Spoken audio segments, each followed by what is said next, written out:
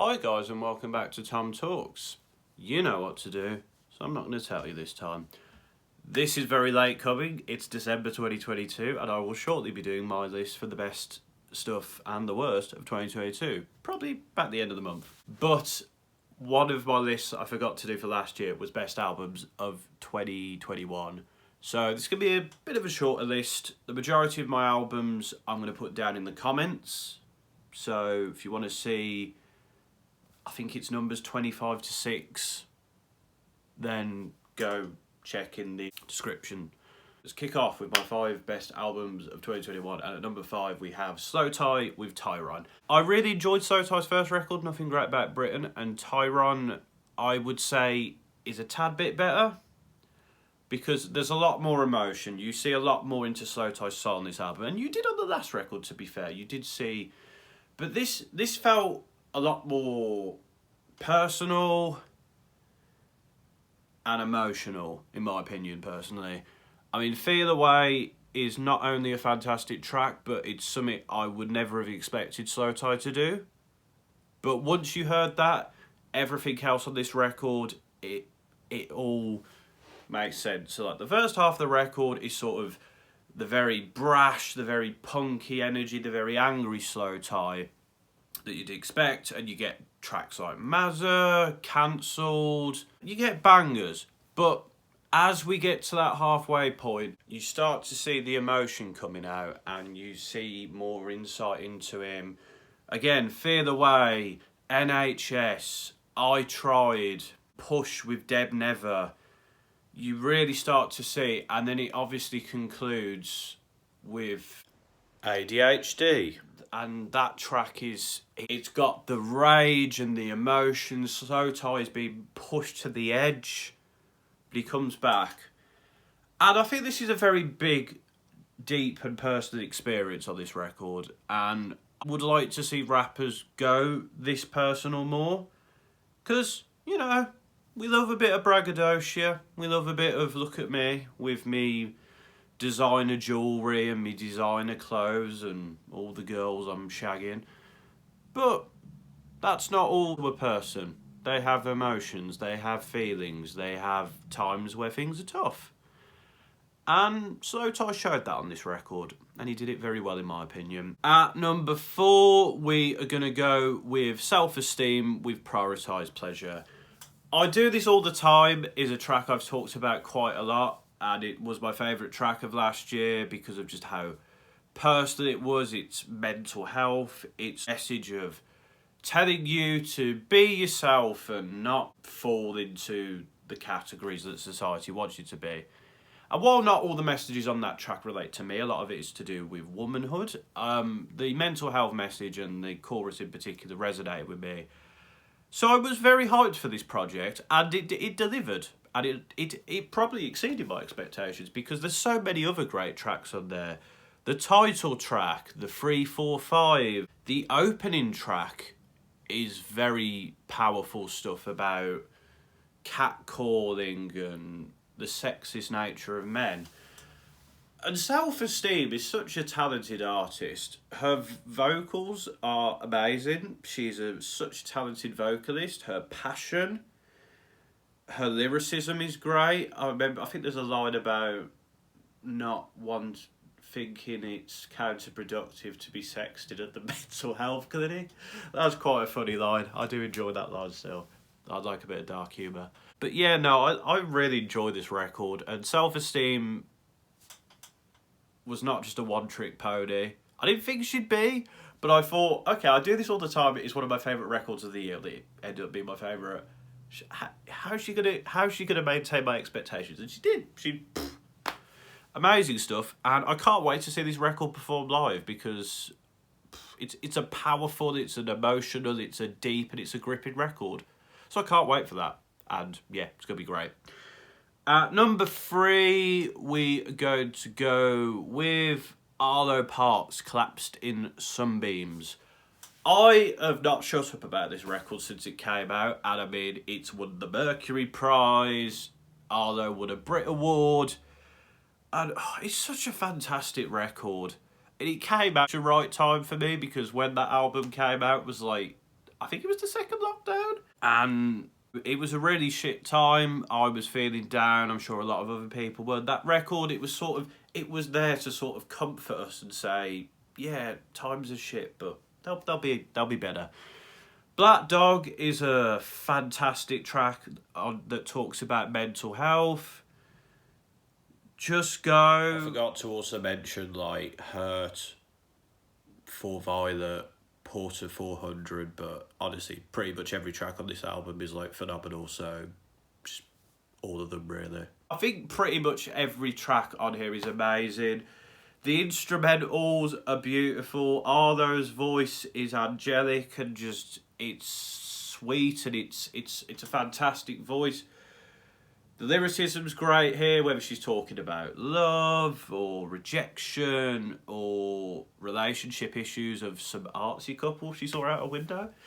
There's a lot to love about this record. I will continue to not shut up about this because it's such a fantastic record, and I can't wait for the second record, because for a debut album to be this phenomenal and this sort of gripping and emotional and all those things, it's, you know, it's a great fucking record. What can I say? Number 2, this was close, but number 2 is Little Simz with Sometimes I Might Be Introvert.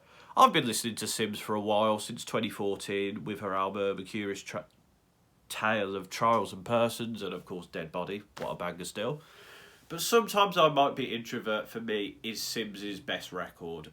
A lot of people say it's Grey Area, and I think Grey Area is a very good record, but I think Sometimes I Might Be Introvert feels like it's a coherent story. It's Simz coming to terms with, again, a lot of the similar themes of these records. Her emotions, womanhood, her father who rejected her, who she says it's her first heartbreak. Like, God, that's such a gripping line. It really is. And I mean, you've got, again, Introvert is such a fantastic track. It's big, it's epic. The operatic nature of it is brilliant. Woman is brilliant. Cleo Sol's chorus line is fantastic. Cleo Sol, again, an artist I need to check out because she's, again, got a fantastic voice. I can't believe some of the tracks I forgot while doing this video. I mean, I Love You, I Hate You is like amazing. Protect My Energy is a vibe. How Did You Get Here is like a great penultimate track. Like, but yeah, this album's amazing. Again, it's one of those ones where I could talk about any number of tracks and they're all like quality stuff, so yeah. Even the tracks where she goes a bit more like darker and more hip-hop inspired are great. Inflow as well has to be commended because his production on this record is phenomenal. Very much deserved that Mobo win because Inflow produced the living out of this album. Try not to swear because I'll get demonetized, but nah, Sometimes I Might Be Introvert is such a fantastic record. It's one of the greatest UK rap releases of all time, in my opinion.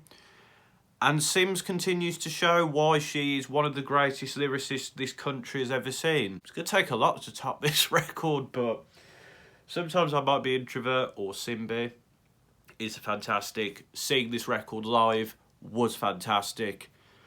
And yeah, Simz is such a talent. She's been sweeping up the award shows this year, and she very much deserves to.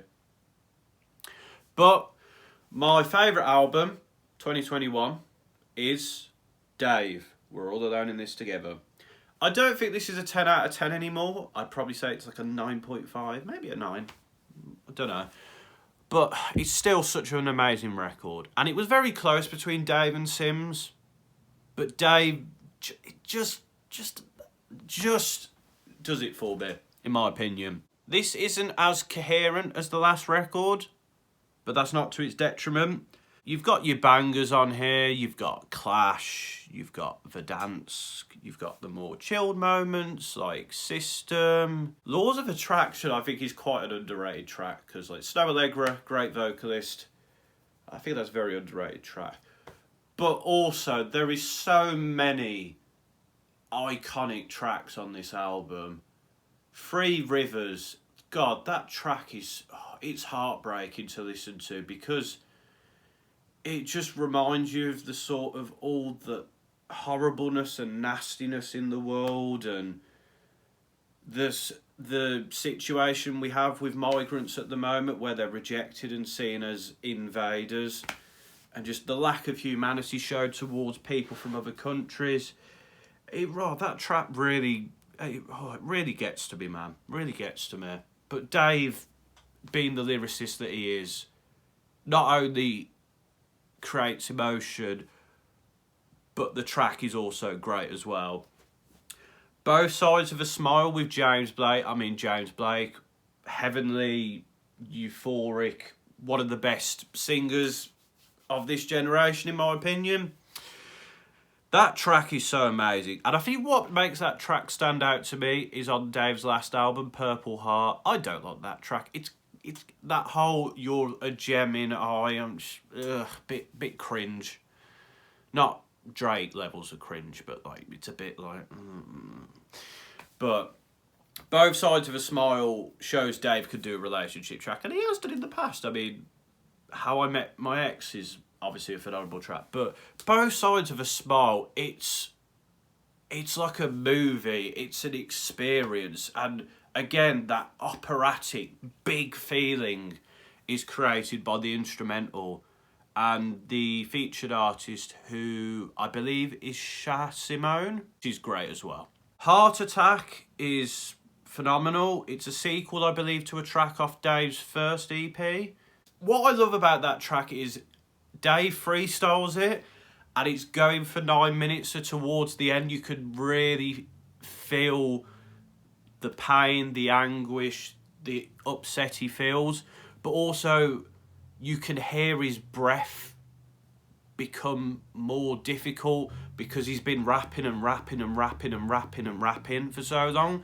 You can hear his breath sort of like it's difficult for him to breathe to an extent because he's been rapping for that long. I'm not a rapper, but having done rap songs at karaoke, I have to give rappers testament, man, because learning to rap is hard. It takes the breath out of you, and you can see that on that track.